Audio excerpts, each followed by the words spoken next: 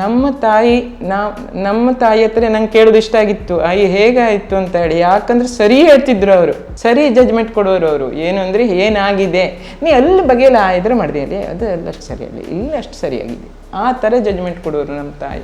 ಖಂಡಿತ ಆ ರೀತಿ ತಂದೆ ಮನೆಯಿಂದ ನಾನು ತಗೊಂಡು ಬರದೇ ಹೋಗಿದ್ದು ಯಾವುದು, ನಾವು ತಂದೆ ಮನೆಯಿಂದ ಎಲ್ಲದನ್ನು ತಗೊಂಡು ಬಂದಿದ್ದೇವೆ. ಅವರು ಕೊಟ್ಟ ಸಂಸ್ಕಾರ ಇದೆಯಲ್ವಾ, ಅದರಷ್ಟು ಒಳ್ಳೆ ಸಂಸ್ಕಾರ ಎಲ್ಲೂ ಸಿಗೋದಿಲ್ಲ. ಅದೊಂದು ಯೂನಿವರ್ಸಿಟಿ ನಮ್ಮ ತಂದೆದು, ಮಕ್ಕಳಿಗೆ ಕೊಟ್ಟ ಯೂನಿವರ್ಸಿಟಿಯಲ್ಲಿ ಕಲಿಸಿದಾಗೆ ಕಲಿಸಿದ್ದಾರೆ ನಮಗೆ ಸಂಸ್ಕಾರವನ್ನು ಅವರು. ಸರಿಯಾಗಿ ಎಲ್ಲರಿಗೂ ಊಟಕ್ಕೆ ಶಿಸ್ತಾಗಿ ಎಷ್ಟು ಥರದ್ದು ಬೇಕೋ ಅಷ್ಟು ಥರದ್ದು ಮಾಡಾಕೋದು ನಮ್ಮ ಅಜ್ಜಿ. ಅದು 12ವರೆಗೆ ಮಾಡ್ಕೊಂಡು ಕೂತ್ಕೊಳ್ತಾ ಇದ್ರು ಅಷ್ಟು ಸರಿಯಾಗಿ. ಮಾಡುವಾಗ ಅವರೇ ಮಾತಾಡಿದ್ರೆಲ್ಲ ಅವ್ರಿಗೆ ಇದಕ್ಕೆ ಹೋಗೋದಿಲ್ಲ, ತಲೆಗೆ ಹೋಗೋದಿಲ್ಲ. ಅವ್ರು ಹೇಳಿದ್ರು ಎಂತ ಮಾತಾಡ್ತೀರ, ಪದ್ಯ ಹಾಡಾರು ಹಾಡಿ. ಹಾಂ, ಅವ್ರಿಗೆ ಬರೀ ಅದೇ ಹಾಡಾರು ಹಾಡಿ, ಹಾಡ್ಸೋದು, ಎಲ್ಲರೂ ಹಾಡೋದು, ಅವರು ಹಾಡೋದು, ಅವ್ರು ಬಿಡೋದೇ ಇಲ್ಲ.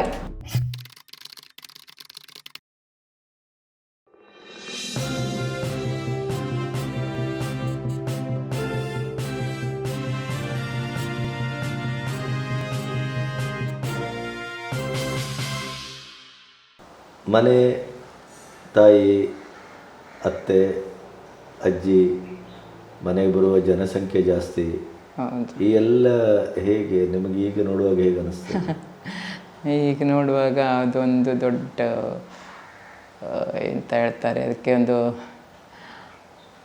ಛತ್ರ ಅಂತ ಹೇಳ್ಬೋದು. ಹಾಂ, ಏನು ಅಂದರೆ ತಂದೆಯವರಿಗೆ ಇದು ಎಲ್ಲರೂ ಅಜ್ಜಿ, ಅತ್ತೆ, ಆಯಿ, ಅಕ್ಕ ಎಲ್ಲರ ಕೆಳಗೆ ನಾನಲ್ವಾ, ನನಗಷ್ಟು ಜವಾಬ್ದಾರಿ ಇರಲಿಲ್ಲ. ಈಗ ನನಗೆ ಹೌದು ಖಂಡಿತ ಹೌದು. ಕೊನೆಗೆ ದೊಡ್ಡದಾದ್ಮೇಲೆ, ಸ್ವಲ್ಪ ದೊಡ್ಡದಾದ್ಮೇಲೆ, ಸ್ಕೂಲ್ ಬಿಟ್ಟ ಮೇಲೆ ಜವಾಬ್ದಾರಿ ಬಂತು. ಬಿಟ್ಟರೆ ಮನೆಯಲ್ಲಿ ನಾವು ಸ್ಕೂಲಿಗೆ ಹೋಗ್ತಾ ಇರುವಾಗ ನಂದು ಅಂತ ಅಷ್ಟು ದೊಡ್ಡ ಜವಾಬ್ದಾರಿ ನನಗಿರಲಿಲ್ಲ, ನಾನು ತಗೊಳ್ತಾನೂ ಇರಲಿಲ್ಲ.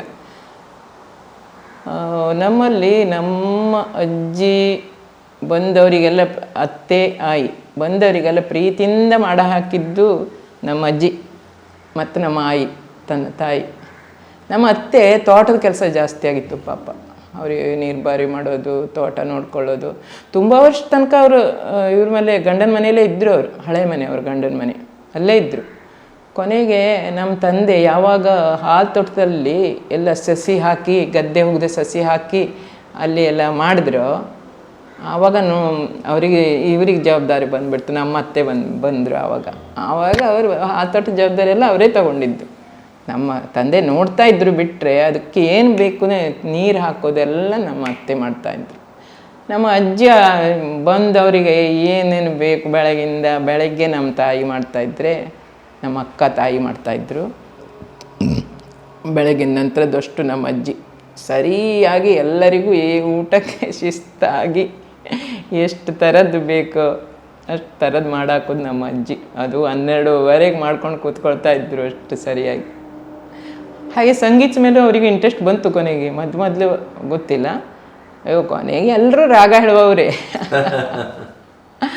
ಅಜ್ಜಿ, ನಮ್ಮ ತಾಯಿ ಅಂತೂ ಸಾಯ್ಲಿಕ್ಕೆ 10 ನಿಮಿಷ ಇರುವಾಗ ನಮ್ಮ ತಂದೆ ನಮ್ಮ ಪರಮೇಶ್ವರ ತಮ್ಮ ಐ ಮಾಲ್ಕೌನ್ ಸಹ ಹೇಳಿದ್ರೆ ಕೋಯಲಿಯ ಬೋಲೆ ಅಂಬು ಅಂತ ಹೇಳಿದ್ದಾರೆ. 10 ನಿಮಿಷ ಇರುವಾಗ ಗುಟಕ ಆಗ್ತದೆ ಇನ್ನು ಅಂತ ಹೇಳುವಾಗ ನಾವೆಲ್ಲ ಅದು ಕೊನೆಯ ಕ್ಷಣ ಎಲ್ಲರೂ 9 ಮಕ್ಕಳು ಕಾಯ್ತಾ ಇದ್ದೇವೆ ಪಾಪ. ಅಲ್ಲಿ ತನಕನೂ ನಮ್ಮ ತಾಯಿ ಹತ್ರ ಸಂಗೀತ ಹೇಳಿಸಿದ್ದಾರೆ ಪಾಪ. ಅಷ್ಟು ಈಗ ವಾರಕ್ಕೆ ಒಂದ್ಸಲ ಎಲ್ಲರೂ ಕಲ್ಬಾಗ್ದವ್ರೆಲ್ಲ ಕುಡ್ಕೊಂಡು ಮಾತಾಡ್ತಿದ್ರು. ಅಯ್ಯ ಮಾತಾಡ್ಸುವಂತನೇ ಎಲ್ಲರೂ ಸೇರಿಕೊಂಡು ಇದರಲ್ಲಿ ಆನ್ಲೈನಲ್ಲಿ ಬಂದು ಒಂದ್ಸಲ ಒಂದು ಗ್ರೂಪ್ ಇದೆ ನಮ್ಮದು, ಬಂದು ಎಲ್ಲರೂ ಮಾತಾಡ್ಸ್ತಾ ಇದ್ರು. ಸಂಡೇ ನಮ್ಮ ವಿನಯ್ಗೆ ಮಾಡಿದ್ದು. ಅದನ್ನು ಮಾಡುವಾಗ ಅವರೇ ಮಾತಾಡಿದ್ರೆಲ್ಲ ಅವ್ರಿಗೆ ಇದಕ್ಕೆ ಹೋಗೋದಿಲ್ಲ, ತಲೆಗೆ ಹೋಗೋದಿಲ್ಲ. ಅವ್ರು ಹೇಳಿದ್ರು ಎಂತ ಮಾತಾಡ್ತೀರ, ಪದ್ಯ ಹಾಡಾರು ಹಾಡಿ. ಹಾಂ, ಅವ್ರಿಗೆ ಬರೀ ಅದೇ ಹಾಡಾರು ಹಾಡಿ, ಹಾಡ್ಸೋದು, ಎಲ್ಲರೂ ಹಾಡೋದು, ಅವರು ಹಾಡೋದು, ಅವ್ರು ಬಿಡೋದೇ ಇಲ್ಲ. ಇದು ಬಂದ್ ಮಾಡೇ ಇದು ಎಂತ ಸರಿ ಹಾಡದೆ ಎಂತ ಮಾತಾಡ್ತೀರಿ ನೀವು. ಎಷ್ಟೋ ಅವ್ರಿಗೆ ಆಸಕ್ತಿ ಅಂದರೆ ಅದು ಕ್ಲಾಸಿಕಲ್ ಜಾಸ್ತಿ ಇಷ್ಟ. ಮತ್ತೆ ಕ್ಲಾಸಿಕಲ್ ಎಲ್ರಿಗೂ ಇಷ್ಟ ಆಗೋದಿಲ್ಲ, ಭಜನೆ ಇದು ಇಷ್ಟ ಆಗ್ತದೆ ಇವರಾಗ. ನೀವು ನಮ್ಮ ತಾಯಿ ಹತ್ರ ನಂಗೆ ಕೇಳೋದು ಇಷ್ಟ ಆಗಿತ್ತು, ಆಯಿ ಹೇಗಾಯಿತು ಅಂತ ಹೇಳಿ. ಯಾಕಂದ್ರೆ ಸರಿ ಹೇಳ್ತಿದ್ರು ಅವರು, ಸರಿ ಜಜ್ಮೆಂಟ್ ಕೊಡೋರು ಅವರು. ಏನು ಅಂದರೆ ಏನಾಗಿದೆ, ನೀ ಅಲ್ಲಿ ಬಗೆಯಲ್ಲ ಇದ್ರೆ ಮಾಡಿದೆ ಅಲ್ಲಿ, ಅದು ಅಷ್ಟು ಸರಿಯಾಗಲಿ, ಇಲ್ಲ ಅಷ್ಟು ಸರಿಯಾಗಿದೆ. ಆ ಥರ ಜಜ್ಮೆಂಟ್ ಕೊಡೋರು ನಮ್ಮ ತಾಯಿ. ಅದು ಸತ್ಯ, ಮತ್ತೆ ಅದು ಸುಳ್ಳಲ್ಲ, ಅದು ಸತ್ಯವಾಗಿರ್ತಿತ್ತು ಅವ್ರ ಜಜ್ಮೆಂಟು. ಅದು ನನಗೆ ಖುಷಿ ಆಗ್ತಿತ್ತು. ಅವರು ಜಜ್ಮೆಂಟ್ ಕೊಟ್ಟಿದ್ದಾರೆ ಅಂದರೆ ಆಲೋಚನೆ ಮಾಡಿದೆ, ಓ ಏನೋ ಆಗಿದೆ ಅಂತ.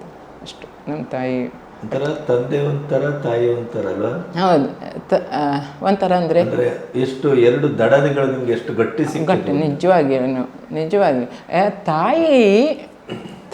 ತಾಯಿ ಮನೇನು ಒಂಥ ಅವರದ್ದು ಈ ಯಕ್ಷಗಾನ ಇಂಥ ಸಂಸ್ಕಾರನೇ. ನನ್ನ ಮಾವ ಎಲ್ಲ ಯಕ್ಷಗಾನದಲ್ಲಿ ಒಳ್ಳೆ ಇದು ಅರ್ಥಧಾರಿಗಳು, ಮತ್ತು ಇದನ್ನು ಮಾಡ್ತಾರೆ, ಭಾಗವತ್ ಚೆನ್ನಾಗೇ ಪದ ಹೇಳ್ತಾರೆ ಅವರು.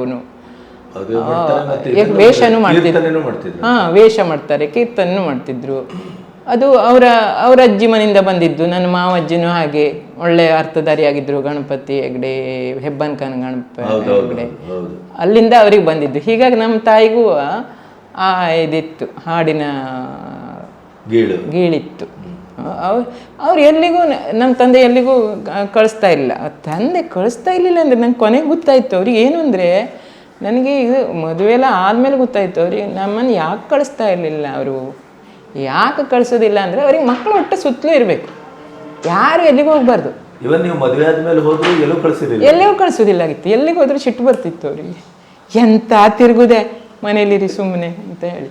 ಅಷ್ಟು ಅಂದರೆ ಅವ್ರಿಗೆ ಒಟ್ಟು ಮಕ್ಕಳು ತುಂಬ್ಕೊಂಡಿರ್ಬೇಕು ಮನೆಯಲ್ಲಿ, ಗಿಜಿ ಗುಡ್ತಾ ಇರಬೇಕು ಅವರಿಗೆ, ಮಕ್ಕಳು ಮೊಮ್ಮಕ್ಕಳು ಎಲ್ಲ. ನನ್ನ ತಾಯಿಗೂ ಎಲ್ಲಿಗೂ ಕಳಿಸ್ತಾನೆ ಇಲ್ಲ. ಪುರುಷತ್ವ ಇರಲಿಲ್ಲ, ಕೆಲಸದಲ್ಲಿ ಎಲ್ಲಿಗೂ ಹೋಗ್ತಾನೋ ಆಗ್ತಿರ್ಲಿಲ್ಲ, ಕಳಿಸ್ತಾನೂ ಇರಲಿಲ್ಲ. ಹೀಗಾಗಿ ತಾಯಿಗೆ ಏನಾಗಿದೆ ಅಂದರೆ, ಇದು ಸಂಗೀತ ಅಂದರೆ ಒಂಥರ ಎಂಟರ್ಟೈನ್ಮೆಂಟ್ ಅವ್ರಿಗೆ ಅದೇ ಆಗಿದೆ. ಅದು ಅವ್ರಿಗೆ ಅದನ್ನೇ ಕಲ್ತ್ಕೊಂಡಿದ್ದಾರೆ ಅವರು. ಈಗ ಯಾವ ರಾಗ, ಹೇಗೆ ಹಾಡೋದು ಅಂತಲೂ ಅವ್ರಿಗೆ ಗೊತ್ತು. ಯಾಕೆ ಹಾಡು ತೋರಿಸ್ಲಿಕ್ಕೆ ಗೊತ್ತಿಲ್ದಿದ್ರು ಒಂದು ಹಾಡಿನ ಮೇಲೆ ಜಜ್ಮೆಂಟ್ ಮಾಡ್ತಾರೆ ಅಂದರೆ ಆ ಹಾಡು ಹೀಗೆ ಹೋಗಬೇಕು ಅಂತ ಅರ್ಥ, ಗೊತ್ತಾಗ್ತದೆ ಅಂತ ಅರ್ಥ ಆಗಿದ್ರು ನಮ್ಮ ತಾಯಿ. ನಮ್ಮ ಅಜ್ಜಿ ಸಹಿತ ಭೂಪರಾಗ ಹಾಡು, ಬಿಂಪಲಸ್ ಹಾಡು ಹೀಗೆಲ್ಲ ಹೇಳ್ತಿದ್ರು. ಅಂದರೆ ಎಲ್ಲರಿಗೂ ಅಷ್ಟು ಮನೆಯಲ್ಲಿ ಕೇಳಿ ಕೇಳಿ ಕೇಳಿ ರಾಗದ ಒಂದು, ಎಲ್ಲರಿಗೂ ರಾಗದ ಪರಿಚಯ ಹೋಗಿತ್ತು. ನಾಗವಣಕ್ಕ, ಈಗ ನಿಮ್ಮ ಮೇಲೆ ತಂದೆಯವರು ಯಾವ್ಯಾವ ರೀತಿ ಪ್ರಭಾವ ಬೀರಿದ್ದಾರೆ ಅಂತ ಹೇಳಿ. ಯಾಕೆಂದರೆ ನೀವು ಕೆರಮನೆ ಕುಟುಂಬಕ್ಕೆ ಬಂದರೆ ಆಮೇಲೆ ಸೊಸೆಯಾಗಿ ಹುಡುಗಾಟಿಗೆ ಅಲ್ಲ ಅದು. ಯಾಕಂದರೆ ಇಲ್ಲೂ ಸಂಗೀತ, ಇಲ್ಲೂ ಕೃಷಿ. ಈಗ ಮಾಬ್ಲೇಡ್ರಂಥ ಗಂಭೀರವಾದ ವ್ಯಕ್ತಿತ್ವ, ರಾಮೇಗೌಡರೇನು ಕಮ್ಮಿ ಇಲ್ಲ, ರಾಮೇಗೌಡರು ಬಹುಮುಖಿ. ಸೊ ಈ ಎಲ್ಲ ವಾತಾವರಣದ ಮಧ್ಯೆ ನೀವು ಅತ್ಯಂತ ಮಧುರವಾದ ಒಂದು ಸಂಸಾರವನ್ನು ಕಟ್ಟಿದ ಒಂದು ಇದನ್ನು ನಾವು ನೋಡಿದ್ದೇವೆ. ನಾಗವಣಕ್ಕನ ಸಂಸಾರ ಅಂದರೆ ಒಳ್ಳೆಯ ಸಂಸಾರ. ಅವರು ಕೆರಮನೆಯಲ್ಲೂ ಹೋಗಿ ಒಳ್ಳೆ ರೀತಿಯಲ್ಲಿ ಇದು ಮಾಡಿದರು ಅನ್ನೋದು ಅದು ದಾಖಲಾರದದ್ದು. ಈಗ ನೀವು ಇತ್ತೀಚೆಗೆ ರಾಮೇಗೌಡ ಹೊರಟೋದ ನಂತರದ ದಿನಗಳಲ್ಲಿ ಕೂಡ ಅವರು ಮಾಡಿದ ಕೆಲಸವನ್ನು ಮುಂದುವರಿಸಿದ್ರಿ, ಯಕ್ಷಗಾನದ ಪದ್ಯವನ್ನೂ ಹೇಳಿದ್ರಿ, ಅವೆಲ್ಲವೂ ನೋಡಿದ್ದೇವೆ. ಈ ಎಲ್ಲ ನಿಮ್ಮ ವ್ಯಕ್ತಿತ್ವ ಇಷ್ಟು ಗಟ್ಟಿಯಾಗಿ ಆಕಾಶವಾಣಿ ಕಲಾವಿದರಾದ್ರಿ, ಸಂಗೀತ ಗುರುಗಳಾದ್ರಿ, ನಿಮ್ಮದೇ ಆದ ಸಂಗೀತದ ಒಂದು ಸಿದ್ಧಿಯನ್ನು ನೀವು ಮೈಗೂಡಿಸ್ಕೊಂಡ್ರಿ. ಇಷ್ಟೆಲ್ಲ ಆಗಬೇಕು ಅಂತಾದರೆ ಅಲ್ಲಿ ನಿಮ್ಮ ತಂದೆಯವರದ್ದು ಪ್ರಭಾವ ಭಾಳ ಗಟ್ಟಿಯಾಗಿ ಬಿದ್ದಿರಬೇಕು, ಅದಕ್ಕೊಂದು ಚೌಕಟ್ಟು ಹಾಕ್ಕೊಟ್ಟಿರಬೇಕು ಅಂತ ಅನ್ನಿಸ್ತದೆ ನನಗೆ. ಅವರ ಕೃಷಿ, ಅವರ ನಾಟಕ, ಅವರ ಅಭಿನಯ, ಅವರ ಬದುಕು, ಅವರ ಆ ದುರ್ವಾಸನ ವ್ಯಕ್ತಿತ್ವ, ಇಡೀ ಇಷ್ಟು ಕುಟುಂಬವನ್ನು ಸಾಕಿದ್ದು, ಸಲಹಿದ್ದು, ಇವತ್ತು ನೀವು ನಿಮ್ಮ ತಂದೆಯವರ ಆ ಒಡನಾಟದಲ್ಲಿ ಎಲ್ಲೋ ಒಂದು ಅವರ ಸಿಟ್ಟು, ಸೆಡವು ಇದೆಲ್ಲ ಬಂದು ಹೋಗ್ಬೋದು. ಬಿಟ್ಟರೆ ಕಲಬಾಗ್ ಗೋವಿಂದ ಹೆಗ್ಡೆ ಮಕ್ಕಳು ಅನ್ನುವಾಗ ನಿಮಗೊಂದು ಸಾರ್ಥಕ ಭಾವ ಇದೆ ಅಂತ ನಾನು ಭಾವಿಸ್ತೇನೆ. ಸೊ ಇದೆಲ್ಲ ಇಟ್ಕೊಂಡು ಒಂದೊಂದಾಗಿ ನಿಮ್ಮ ನೆನಪುಗಳನ್ನು ಹೇಳಿ. ಖಂಡಿತ ಗಣಪತಿಯವರೇ, ನಮ್ಮ ತಂದೆಯ ಪ್ರಾಮಾಣಿಕತನ ಮೊದಲನೇದಾಗಿ, ಎರಡನೇದಾಗಿ ತಂದೆ ಕೊಟ್ಟ ಸಂಗೀತ, ಮೂರನೇದಾಗಿ ಅವರು ಹೇಳಿಕೊಟ್ಟ ಒಂದು ಕೆಲಸದ ಬಗ್ಗೆ, ಕೆಲಸವನ್ನು ಅವರು ಹೇಗೆ ಮಾಡಬೇಕು ಅನ್ನೋದನ್ನು ಅವರು ಹೇಳ್ತಾ ಇದ್ದರು. ಹೇಗೆ ಒಂದು ನಾವು ಬಡಿಸ್ಲಿಕ್ಕೆ ಹೋಗಲಿ, ಯಾವುದೇ ಕೆಲಸ ಮಾಡಲಿ, ಯಾರಾದರೂ ಬಂದರೆ ಏನು ಮಾಡಬೇಕು, ಕಾಲಿಗೆ ನೀರು ತಗೊಂಡೋಗಿಡಬೇಕು, ಅವಾಗೆಲ್ಲ ನಲ್ಲಿ ಇರಲಿಲ್ಲ, ತಮಗೆ ನೀರು ಇಡಬೇಕು, ಅವರು ಊಟ ಮಾಡಿ ಬರೋದ್ರೊಳಗೆ ಎಲ್ಲ ಕ್ಲೀನ್ ಮಾಡಿ ಹಾಸಿ ದಿಂಬು ಹಾಕಿ ಯಾರು ಬಂದರು ಅದ್ರ ಮಾಡಿಡಬೇಕು. ಅಂದರೆ ಯಾರಾದರೂ ಬಂದರೆ ಏನು ಮಾಡಬೇಕು, ಅತಿಥಿ ಸತ್ಕಾರವನ್ನು ಹೇಗೆ ಮಾಡಬೇಕು, ಕೊನೆಗೆ ಮತ್ತೆ ಒಂದು ಧೈರ್ಯ, ಸರಿ ದಾರಿಯಲ್ಲಿ ಹೋದರೆ ಎಲ್ರಿಗೂ ಧೈರ್ಯ ಅದು ತನ್ನಷ್ಟಕ್ಕೆ ಬರ್ತದೆ. ಅದು ಆತ್ಮವಿಶ್ವಾಸ ಬೆಳೆಸಿದ್ರು ಅವರು ನಮ್ಮಲ್ಲಿ, ಆತ್ಮವಿಶ್ವಾಸ ಬೆಳೆಸಿದ್ರು ನಮ್ಮಲ್ಲಿ. ಹೇಗೆ ಅಂದರೆ ಅದು ಎಲ್ಲೂ ಅಡ್ಡ ದಾರಿ ಹಿಡಿಲಿಕ್ಕೆ ಕೊಡಲಿಲ್ಲ ಮಕ್ಕಳಿಗೆ. ಅವರು ಸರಿ ದಾರಿಲಿ ಹೋದಾಗ ಅವರಿಗೆ ತನ್ನಷ್ಟಕ್ಕೆ ಅದು ಆತ್ಮವಿಶ್ವಾಸ ಹೇಳೋದು ಅವರಿಗೆ ಬರಬೇಕು, ಅವರಿಗೆ ಬರ್ತದೆ ಅದು. ಅದನ್ನು ಕಲಿಸಿದ್ರು ಅವರು ನಮಗೆ, ಸರಿ ದಾರಿ ತೋರಿಸಿ ಮುಂದಿನ ಹೋದರೆ ಯಾರ ಮನೆಗೂ ಹೋದರೆ ಗೆಲ್ಲುವಂಥ ಒಂದು ಆತ್ಮವಿಶ್ವಾಸ, ಒಂದು ಹೇಗೆ ಪ್ರೀತಿಯಿಂದ ಬದುಕೋದು, 4 ಜನರೊಟ್ಟಿಗೆ ಬದುಕೋದು ಹೇಗೆ, ಅದರೊಟ್ಟಿಗೆ ನಮಗೆ ಆ ಸಂಗೀತ ಕಲಿಸಿದ್ರಿಂದ, ಸಂಗೀತ ನಾವು ಎಲ್ಲರೂ ನಾವು ಒಂಥರ ಅದು ಆ ಭಾವನೆಯನ್ನು ಕಲಿಸ್ತದೆ ನಮಗೆ ಸಂಗೀತ ಅನ್ನೋದು. ಪ್ರೀತಿ ಆಗಲಿ ಅದರಲ್ಲಿ ಬರುವ ಎಲ್ಲ ಭಾವನೆಯೂ ನಮ್ಮ ತಂದೆಗೆ ಅವರು ಭಾವನಾ ಜೀವಿಯಾಗಿದ್ರಲ್ವ, ಹಾಗಾಗಿ ನಮ್ಮ ತಾಯಿನೂ ಹಾಗೆ. ನಮಗೆ ತಾಯಿ ಏನು ಮಾಡಿದ್ರು, ಏನಾದರೂ ಅವರು ಒಂದು ಸಣ್ಣ ಪುಟ್ಟ ತಪ್ಪು ಮಾಡಿದರೆ ನನ್ನ ಮನಸ್ಸಲ್ಲಿ ಸಣ್ಣದಿರುವಾಗಿಂದ ಅದು ಒಂದು ಇದಿರ್ತಿತ್ತು, ಇದನ್ನು ನಾನು ಮಾಡಬಾರ್ದು, ಇದನ್ನು ಮುಂದೆ ನಾನು ಮಾಡಬಾರ್ದು ಅನ್ನೋದು ನನ್ನ ತಲೆಯಲ್ಲಿ ಯಾವಾಗಲೂ ಅದೊಂದು ಆಲೋಚನೆ ಯಾವಾಗಲೂ. ಹೀಗಾಗಿ ನನಗದೆಲ್ಲ ಒಂದು ತಂದೆಯವ್ರು ಕೊಟ್ಟ ಬಳುವಳಿನೇ ಇದು.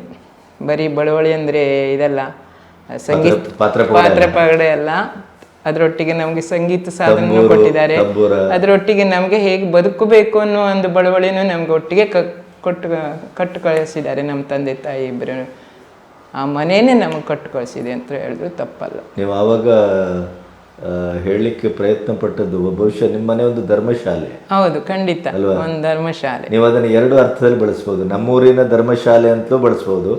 ಇನ್ನೊಂದು ನೀವು ನಮ್ಮ ಈ ಟಿಬೇಟಿಯನ್ಸ್ಗಳ ಧರ್ಮಶಾಲೆ ಇದೆಯಲ್ಲ, ಅದು ಸಂಗೀತ, ಸಾಹಿತ್ಯ, ಸಂಸ್ಕೃತಿ, ಜ್ಞಾನ ಇವೆಲ್ಲವನ್ನ ಕಲಿಸುವ ಧರ್ಮಶಾಲೆ ಆಗಿತ್ತು ಅದೊಂದು.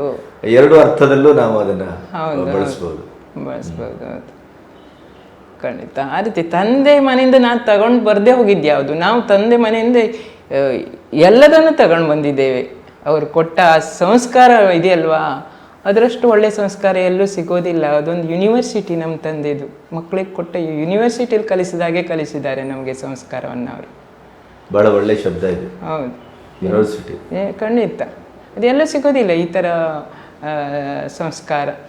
ಅಲ್ಲ, ಸಿಗ್ಬೋದು, ಎಲ್ಲರಿಗೂ ಸಿಗೋದಿಲ್ಲ ಅಂತಲ್ಲ, ಆದರೆ ನಾವು ಅದನ್ನು ತಗೊಂಡಿದ್ದೇವೆ, ಅವ್ರು ಕೊಟ್ಟಿದ್ದಾರೆ, ನಾವು ತಗೊಂಡಿದ್ದೇವೆ, ಎಲ್ಲರೂ ತಗೊಂಡಿದ್ದಾರೆ. ತಂದೆಯವರೊಟ್ಟಿಗಿನ ಆತ್ಮೀಯವಾದ ಕ್ಷಣಗಳೇನು? ಅದು ಮದುವೆ ಆದ ಮೊದಲಿರ್ಬೋದು, ಮದುವೆ ಆದ ನಂತರವೂ ಇರ್ಬೋದು. ಮದುವೆ ಆದ ನಂತರ ಅವ್ರು ತುಂಬ ಇದು ಮಾಡ್ತಿದ್ರು, ಅವರು ತುಂಬ ಆತ್ಮೀಯವಾಗಿ ಮಾಡ್ತಿದ್ರು. ಅವರು ಮದುವೆ ಆಗೋ ತನಕ ಸ್ವಲ್ಪ ಬಿಗಿಯಿಂದ ಇರ್ತಿದ್ರು, ಮದುವೆ ಆದಮೇಲೆ ಅವರಿಗೆ ತುಂಬ ಆತ್ಮೀಯವಾಗಿ ಅವರು. ಮದುವೆ ದಾರಿಯಾರ್ದು ಕಳಿಸ್ಕೊಡುವಾಗ ಭಾವುಕರಾಗಲಿಲ್ಲ ಆಗ, ಯಾಕಂದ್ರೆ ಇದು ಗೊತ್ತಿದ್ದ ಮನೆ ಅಲ್ವಾ, ಬೇರೆ ಮನೆ ಅಲ್ಲ, ಬರ್ತಿದ್ರು ಹೋಗ್ತಿದ್ರು, ನೀವು ಬರ್ತಾ ಹೋಗ್ತಾ. ಹೀಗಾಗಿ ಅವ್ರಿಗೊಂದು ಮನೆ ಇದ್ದಾಗೆ, ಮನೆಯವ್ರ ಹಾಗೆ ತೆಗೆದೀಚೆಗಿಂದ ಆಚೆಗೆ ಕೊಟ್ಟ ದಾಡ್ಸದ ಹಾಗೆ ಅವ್ರ ಅದ್ರಲ್ಲಿ ಬೇಜಾರೇ ಪಡ್ಲಿಲ್ಲ. ಇಲ್ಲ, ಮತ್ತೆ ಒಳ್ಳೆ ಜನ, ಒಳ್ಳೆ ಮನೆತನಕ್ಕೆ ಬಂದಿದ್ದೇನೆ ಹೇಳೋ ಖುಷಿ ಇತ್ತು ಅವರಿಗೆ. ತಂದೆಯವರೊಟ್ಟಿಗೆ ಆತ್ಮೀಯ ಒಡನಾಟದ ಬಗ್ಗೆ ಕೇಳಿದೆ. ಆತ್ಮೀಯ ಒಡನಾಟ ಅಂದರೆ ತುಂಬ ಚೆನ್ನಾಗಿ ಹಾಡಿದಾಗ ಅವ್ರಿಗೆ ಖುಷಿ ಆಗ್ತಿತ್ತು,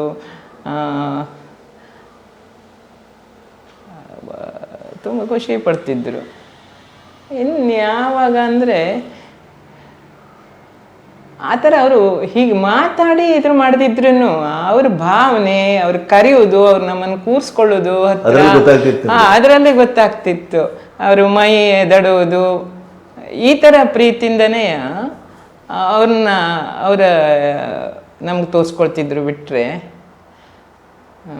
ಇದು ಮಾತಾಡಿ ಸ್ವಲ್ಪ ಕಡಿಮೆ ಅಂತ ನನಗನ್ಸೋದು. ಮಾತಾಡೋದು ಇದು ನನಗೆ ನೆನಪಾಗೋದಿಲ್ಲ. ಮಾತಾಡೋದಕ್ಕಿಂತಲೂ ಹೆಚ್ಚು ಅವ್ರ ಭಾವನೆ ತೋರಿಸ್ಕೊಳ್ತಾ ಇದ್ರು, ನಮ್ಗೆ ಗೊತ್ತಾಗ್ತಿತ್ತು. ಅದು ನಮ್ಮನೆ ನಾಗ ಅಂತ ಹೇಳಿ ಅದು ನಾನು ಕರ್ದಕ್ಕಿದ್ದೇನೆ ಅಂತ ನಮ್ಮನೆ ಎಂತ ಹೇಳ್ತಿದ್ರು, ಕರಿಕುಸು ಹಿಂಗೆಲ್ಲ ಒಂದೊಂದ್ಸಲ ಒಂದೊಂದು ಶಬ್ದ ಹೇಳ್ತಾ ಇದ್ರು. ನೋಡೆ ದಾಡ್ಸಿ ಸ್ವಲ್ಪ ದಾಡ್ಸಿದ್ದೆ, ಅದೇ ದಾಡ್ಸಿ ಅದು ತಗೊಂಡು ಹೋಗ್ತು. ಹಿಂಗೆ ಅಂದರೆ ಒಂಥರ ಅದನ್ನು ಆಗಿದ್ದೇನಾದರೂ ಹೇಳ್ತಾ ಇದ್ರು ಬಿಟ್ಟರೆ ತುಂಬ ಅಂತ ಹೇಳಿ ಎದುರಿಗೆಲ್ಲ ಹೊಗಳೋದಿಲ್ಲ ಅವರು. ಭಾವನೆ ತೋರಿಸ್ತಾ ಇದ್ರು, ಪ್ರೀತಿ ಮಾಡ್ತಿದ್ರು. ಮದುವೆ ಆದಮೇಲಂತೂ ತುಂಬಾ ಅವರು ನಮ್ಮನ್ನು ಹಚ್ಕೊಳ್ತಾ ಇದ್ರು. ಈ ಮೊಮ್ಮಕ್ಕಳೆಲ್ಲ ಆದಮೇಲೆ ಆವಾಗ ಅವರಿಗೆ ನಮ್ಮನ್ನು ಕಳಿಸೋದು ಅಂದರೆ ಆವಾಗ ಭಾವನೆಗೆ ಒಳಗಾಗ್ತಿದ್ರು ಅವರು. ಆವಾಗ ನಮ್ಮನ್ನು ಆವಾಗ ಗಂಡ ಮನೆ ಕಳ್ಸಂಗೆ ಆವಾಗ ಮಾಡ್ತಿದ್ರು ಅವರು. ನಮ್ಮ ಮನೆಗೆ ಬಂದ್ರೂ ಖುಷಿಯಿಂದ ಇರ್ತಾಯಿದ್ರು. ಹೀಗೆ ಅವರ ಭಾವನೆ ಬರೀ ಮುಖದಲ್ಲೇ ಗೊತ್ತಾಗ್ತಿತ್ತು. ಅವ್ರ ನಡವಳಿಕೆಯಲ್ಲಿ ಗೊತ್ತಾಗ್ತದಲ್ವಾ ಯಾರಿದ್ದಾರೋ, ಭಾವನೆ ನಡವಳಿಕೆಯಲ್ಲೇ ಗೊತ್ತಾಗ್ತದೆ. ಪ್ರೀತಿ ಮಾಡೋದು ಹೇಳಬೇಕು ಅಂತ ಇಲ್ಲ.